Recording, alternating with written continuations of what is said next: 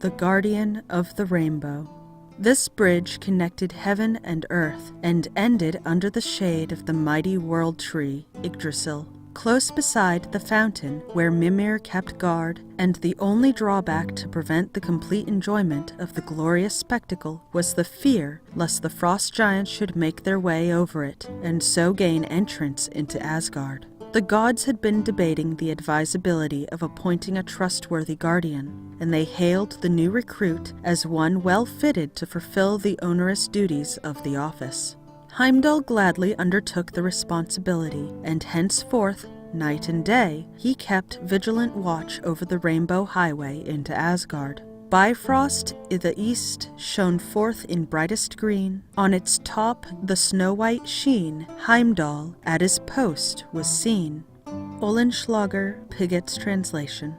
To enable their watchmen to detect the approach of any enemy from afar, the assembled gods bestowed upon him senses so keen that he is said to have been able to hear the grass grow on the hillside and the wool on the sheep's back, to see 100 miles off as plainly by night as by day, and with all this he required less sleep than a bird.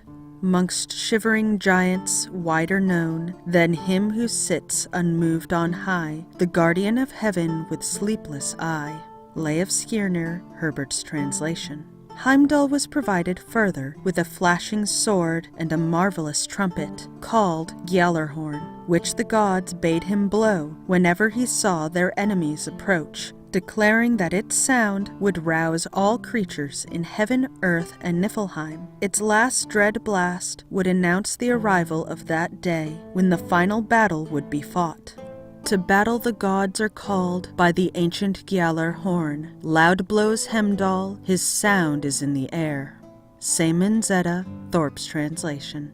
To keep this instrument, which was a symbol of the crescent moon ever at hand, Heimdall either hung it on a branch of Yggdrasil above his head, or sank it in the waters of Mimir's well. In the latter, it lay side by side with Odin's eye, which was an emblem of the moon at its full. Heimdall's palace, called Himinbjorg, was situated on the highest point of the bridge, and here the gods often visited him to quaff the delicious mead with which he set before them. 'Tis Himinbjorg called, where Heimdall, they say, hath dwelling and rule, where the gods' warder drinks in peaceful old halls gladsome the good mead. Norse Mythology by R.B. Anderson.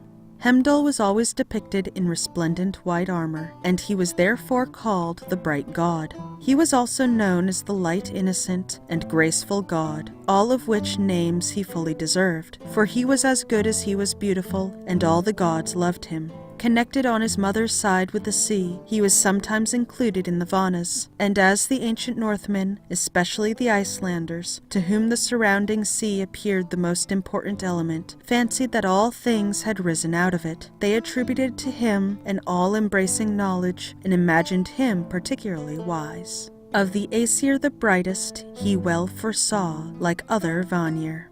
Seaman Zeta, Thorpe's translation. Heimdall was further distinguished by his golden teeth, which flashed when he smiled, and won for him the surname of Gulintani, or the Golden Tooth. He was also the proud possessor of a swift golden-maned steed called Gulltop, which bore him to and fro over the quivering rainbow bridge. This he crossed many times a day, but particularly in the early morning, at which time, as herald of the day, he bore the name of Heimdallinger. Early up Bifrost ran Ulfrun's son, the mighty hornblower of Himinbjorg. Seaman Zeta, Thorpe's translation.